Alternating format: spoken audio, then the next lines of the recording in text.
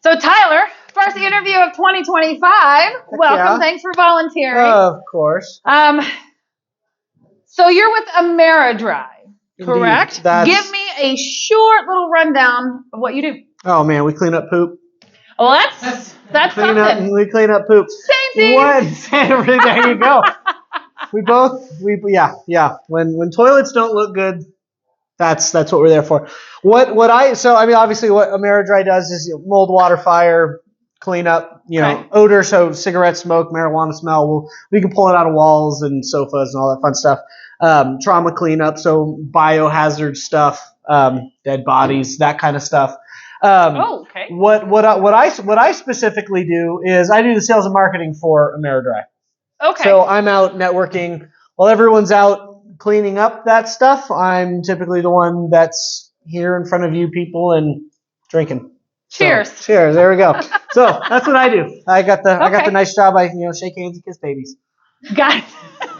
Must be nice. Yep. So what's your favorite messy analogy to explain what you do to someone outside of your industry? We clean up poop is always my favorite. Is that your, okay. It's because it no one's catches expecting it, right? No one's expecting it. Okay. So we clean up poop is always great.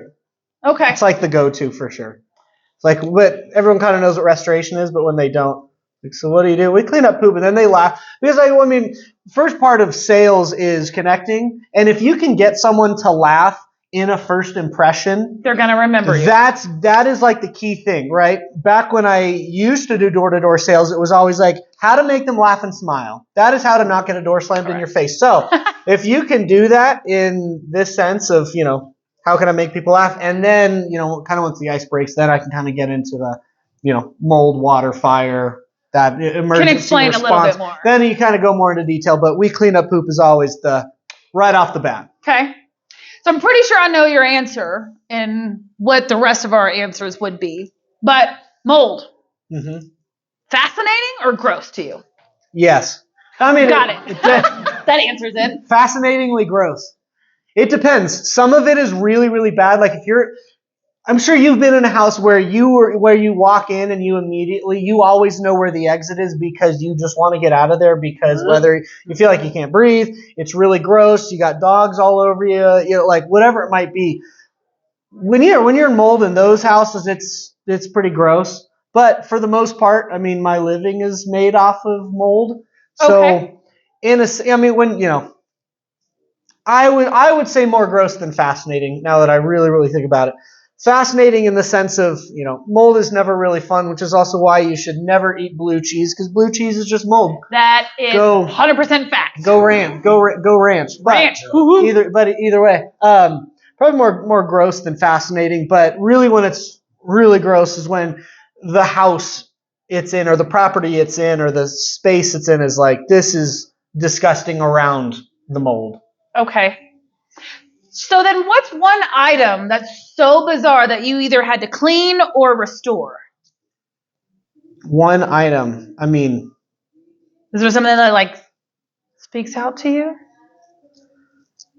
I always find it fun when we have to completely demo out full showers, because when you clean mold, you have to go 2 feet past where the last visible spot of mold is. Okay. Right? So in that sense, if you've got kind of a splatter of mold on the opposite side of a tile shower or something like that, water was getting in through the grout, or the latest one that I had was have a little soap bar right there. It was getting through there, and it was on the drywall and all the studs on the backside that was in the utility room. So you had to rip the whole and so thing it was out. like, okay, well, all we do is take out this drywall. We had to take out the entire shower, which obviously, is very, very expensive. But wherever mold is, you got to go 2 feet past. That's what the state says. You got to go 2 feet past where you can see visibly, because not all mold, it's always growing. It's not always, visible. So I don't know if that answers the question directly, but there's a fun fact, I guess. Okay. Well, those are your questions. So there you go. We're gonna do a fun one. If you had to choose a theme song for your business, what would it be, and then why? A theme song. I have no idea. Cool. All right. So next one. I got nothing off the top of my head. Okay, so fine. We'll dumb it back down. That one. Even though. Tequila. There we go. What's worse then? Is it water damage or fire damage? I mean, fire damage is always worse. Okay. Well, I wouldn't say always. It depends on the extent of it. Fire generally is like the worst kind of damage you can get. Because when it comes to it, okay, let me take a step back. There's 3 different kinds of water damage. There's category 1, 2, and 3. Category 1 is anything that's going to be potable water. So coming from a sink, a bathtub, right? Water that you can drink, that kind of gets everywhere. Okay. Category 2 is going to be something that is contaminated in some regard. Heavy downpour rains that will come in through windowsills. You can't drink that water. It came in from the outside, grab dirt, grab whatever else came into the house. And then you have category 3, which is sewage, filled with bacteria. Anything that category 3 water touches has to be thrown away, has to be ripped out. So, depending on the damage, I mean, is it a little water or is there 6 inches of water? Will really determine the type of damage, the full extent of the damage on what you have to do and what you have to rip out and replace. However, there was a job I was at yesterday where the entire bathtub was black sludge, had the sewer line backed up straight into the toilet in the bathtub. Toilet was absolutely disgusting, and it had gone over the entire basement. Okay, so even though all we would really need to do if it was category 1 or 2 is rip up the LVP flooring, dry out the subfloor, and then put it right back. But since it's category 3, we have to rip everything away. The baseboards were not terribly soaked and super wet, but they have to be thrown away. We can't pull them up and then put them back. So it depends on the type of category it might be. Whenever you have sewage, it's always like, okay, whatever is wet to the nth degree has to be thrown away and replaced. But when it's category 1 or 2, it's not always that way. But when you're dealing with fire, obviously,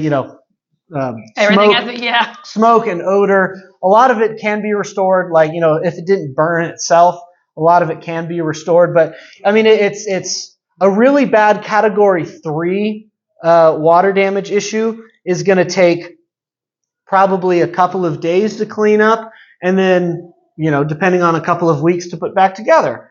When it comes to fire, it's immediately months and months long process. Depending on how big the fire is. Even small fires are going to be a massive, massive, massive problem. Insurance companies look at things a little differently, and it's just a much more drawn out process. Okay. So it seems like you love what you do, but what's your favorite part of your job? I mean, stuff like this is pretty great. Cheers. Really outside of, finding ways to make money and have a living for my family.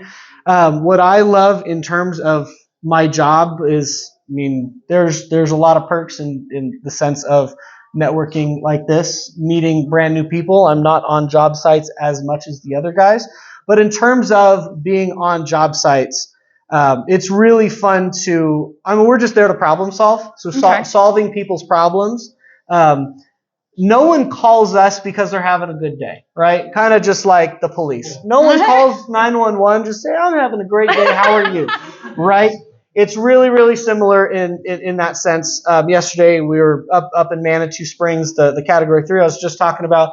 And she was just outside of her mind, like just could not even fathom what was happening. She was having a renter, like she was showing the property to a renter 2 nights ago, walked into a sewage backup with the renter, didn't even know how to process that. Luckily, the renter said, yes, I still want it when you get it cleaned up. But we met her on site there yesterday, and she was just so distraught, just had no idea how to comprehend what was happening. And she was like super calm leaving. So the peace of mind that we can give people, and the fact that we have such good consistency with what we do, and such great quality control, is definitely a big perk. Okay. Well, we have time for one question from the audience. Alex, you are quick like a bunny. Let's go. What's the best way for people to get a hold of you? That's going to be my next thing, Alex. Anyone about his job? Appreciate him, though. I'm going to do it next, I promise. What makes fire damage so much worse than everything else? Because if I were to sit here, Mark gave me a cigar. If I were to sit here and smoke a cigar in this 10 minutes, you'd be able to tell all the way across the room, right? It would be soaked into the tablecloth. It would be soaked into the wall, right? Not soaked in, but it would have a lasting effect. So little smoke does a lot of damage. If there was mold in this corner here for a year and it was covered up and no one really looked down there, you probably wouldn't notice it. So a little bit of smoke does a lot of damage. And it's just, fire is really, really nasty, from the odor to the, what it actually does to things. Anything catches fire, it's ruined. There's no way to restore anything that has caught fire. There's a way to restore something that has been water damaged or has mold on it and that kind of stuff. Okay. So. Well, thanks so much. Tell us how to get a hold of you. Absolutely. My cell phone number is 719-510-5499. That is part of my job is being readily available. So you call that number, you're going to get a hold of me well. My email is tylerrice@ameridry.com. That's AMERIDRI, no Y at the end, .com. Thank you. Perfect. Thank you.